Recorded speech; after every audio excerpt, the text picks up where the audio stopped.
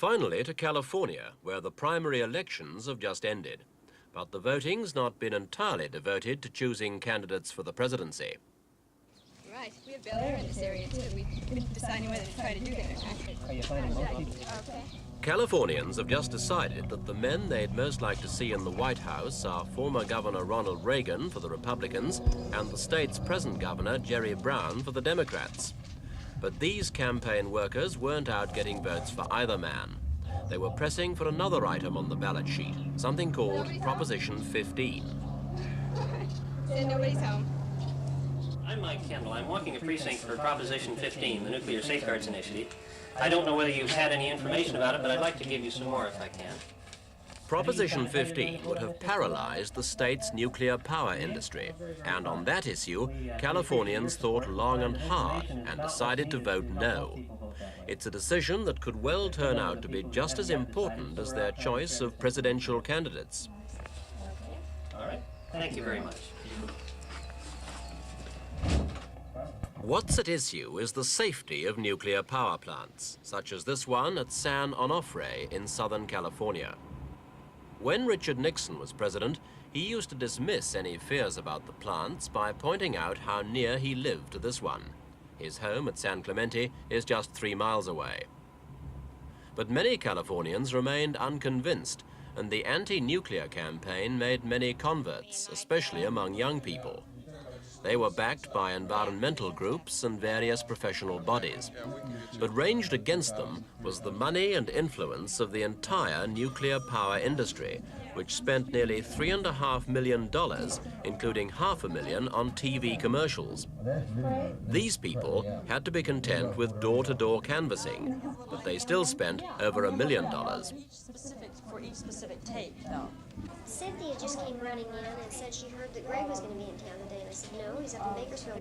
If they're formed... If it had passed, Proposition 15 would have demanded the kind of cast-iron guarantees no nuclear plant could provide. As a result, operating plants would have had to close, and work on new or expanded plants would have been cancelled. It was clearly not a decision to take lightly.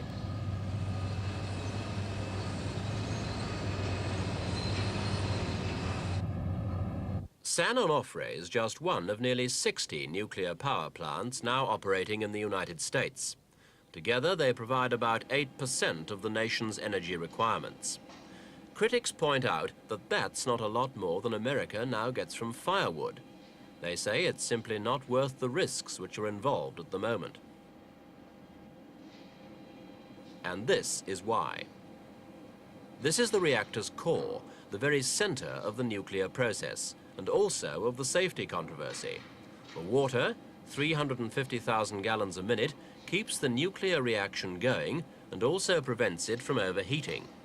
Within the core, the water reaches 600 degrees, but doesn't boil due to the intense pressure, 2,000 pounds per square inch. Without the water, the reactor would heat up until it melted. That wouldn't cause a nuclear explosion, but it would release clouds of highly radioactive gases, which could kill thousands of people over a wide area. The nuclear industry says that in practice it could never happen. Its critics insist that it could. Industry spokesmen do admit they're only now doing safety sums that should have been done in the 1960s, but they claim today's computer-guided systems are fail-safe. These are 3 men who claim they know different. They were all engineers for the General Electric Company until February this year, when they publicly resigned because of their concern over safety at nuclear plants. All 3 are members of the Creative Initiative Foundation, a semi-religious movement which actually wrote Proposition 15. After their resignation, they told a Senate committee about their objections to the government's Nuclear Regulatory Commission, the NRC. Okay, well, I spoke specifically about the problems that I see preventing the NRC from being able to regulate safety. And the problem is that we have so many different organizations involved with such tremendous economic pressures that shadow over their decisions that an unbiased decision is difficult, if not impossible, to achieve. I testified on the NRC's quality assurance program that the quality assurance on a toaster is greater than that for the instruments that control a nuclear power plant, that there's more third-party inspection there on a toaster than nuclear power plant safety system instruments have. I'd like to add to that, you know, it's interesting that we each had some concerns in our own areas of expertise. But when you put them all together, and that we've covered so many areas of nuclear technology, you find out that the whole system is replete with errors. So that's when we really became convinced it was time to do something. Well, I think certainly the Rasmussen report, which is the NRC's study, indicates that an accident will occur within the next 20 years or so. The probability, I believe, is very high that it would occur early in that period of time, because we're certainly operating right now with plants that nowhere nearly meet the safety design criteria that the later plants will have. The NRC has itself been looking at safety levels in the industry. At this session last month, it heard and rejected criticisms from one of its own advisors, Professor Keith Miller. He'd been called in as a mathematician to evaluate the computer codes now used for controlling emergency procedures. Well, I brought into open once again the fact that we're depending completely on computers to tell us whether these vital emergency core coolant systems will be effective or not. Now, there's been, since the Bethesda hearings and things like that, there has been a great deal of further computer simulation. And computer simulation is showing an extremely narrow margin of safety. I would like to point out that there are legal requirements which the computer codes have to show that they make it by. And all the codes do show that we barely get under the wire to meet the legal criterion. You see, there have not been any tests of any large scale on these things at all. The problem is totally a computer problem. And I think that the federal government is playing a computerized numbers game with the American public. Professor Miller's charges were promptly denied by NRC officials.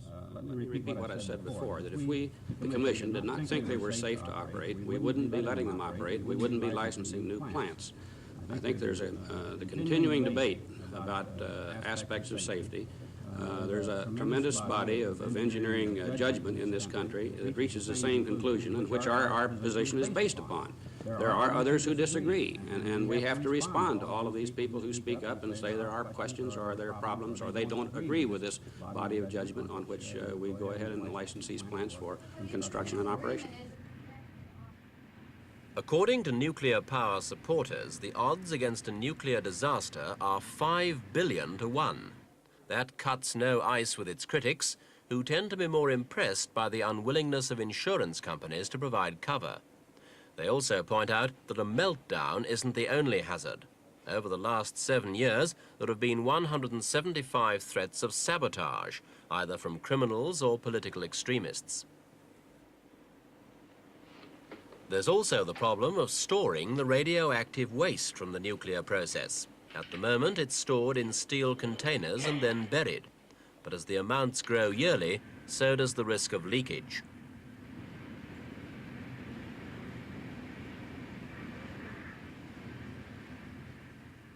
The whole case against nuclear power has been argued for several years now by Ralph Nader, a consumer affairs advocate with an impressive record of campaign successes.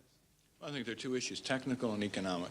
As far as the technical issues about the safety of nuclear power, there's general agreement that there are many serious unresolved problems. The storage of radioactive waste, the effectiveness of the emergency core cooling system.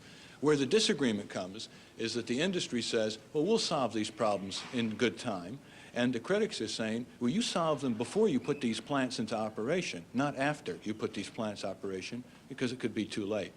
As far as the economics are concerned, I don't think there should be any disagreement. The costs of building these plants have tripled in the last 5 years. Uranium prices have tripled in the last 18 months. And it's a general assessment of a McGraw-Hill publication, Electrical World, that nuclear power is the most expensive form of power in America today for any plants built after 1972. So people are going to pay as consumers and they're going to pay as taxpayers because there's a large taxpayer subsidy to the nuclear industry. One man who disagrees violently with Nader is Dr. Ralph Lapp, editor of a nuclear science journal. Well, Nader is saying that we don't need nuclear power, that it's unsafe, and it's unreliable. In point of fact, it's a very odd position for a consumer advocate like Ralph Nader to be advocating power that's going to be more expensive. We know nuclear is going to save us money. I calculate that in the 5 years ending 1980, we will save for the American consumer $13.7 billion by using nuclear power plants that we now have underway. But Dr. Lapp, what about the safety of nuclear power? That seems to be the big question. Well, of course, Ralph Nader is pretty thin ice when he starts talking about a highly technical subject like this. These plants are safe. They're the most strictly regulated of any plant. There has never been an accident which released any significant amount of radioactivity. Certainly, this is carefully monitored, and there hasn't been any release which has been biologically significant. Deciding who to believe isn't easy, even when the facts aren't in dispute. What happened here is a typical example. This is Brown's Ferry nuclear plant in Alabama. On March 22nd last year, an engineer took a lighted candle to try and trace a fault. He started a fire which destroyed miles of electrical wiring. 7 of the station's 12 safety systems failed, including the emergency pumps for the core cooling system, but there was no overheating. The point is, both sides claim it supports their point of view, and so the argument continues. But whatever the detailed evidence, some critics, like Ralph Nader, feel no nuclear system can ever be totally safe. There's always a risk of accident because human beings have errors. They fail. They're frail. They make mistakes, quite apart from a politically unstable world that we live in. So it comes down to whether you think this technology is going to be perfect for all time, or whether you think, like all other technology in the history of mankind, there are going to be accidents. And the result is that in this technology, the potential for catastrophe is bigger than any other technology in the world. It could wipe out a state or wipe out a city and affect future generations with highly cancerous and genetically harmful ingredients. This isn't an issue that's confined to America. There are 100 other nuclear power stations in use around the world, and American exports of equipment and uranium are worth over $1.5 billion a year. The critics say spreading nuclear technology around the world could lead to a proliferation from power plants to bombs. That's already happened once, in India. But America's atom chiefs respond that if they don't supply the goods, other nations will, notably Britain, France, and West Germany.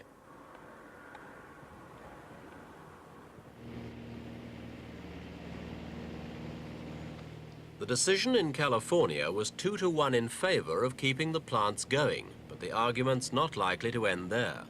There'll be similar votes later this year in Oregon and Colorado, and campaigns are underway in 12 other states. There's still every chance that nuclear power could become the biggest and most divisive issue in America since the Vietnam War. If it does, the repercussions will be felt far beyond America's shores.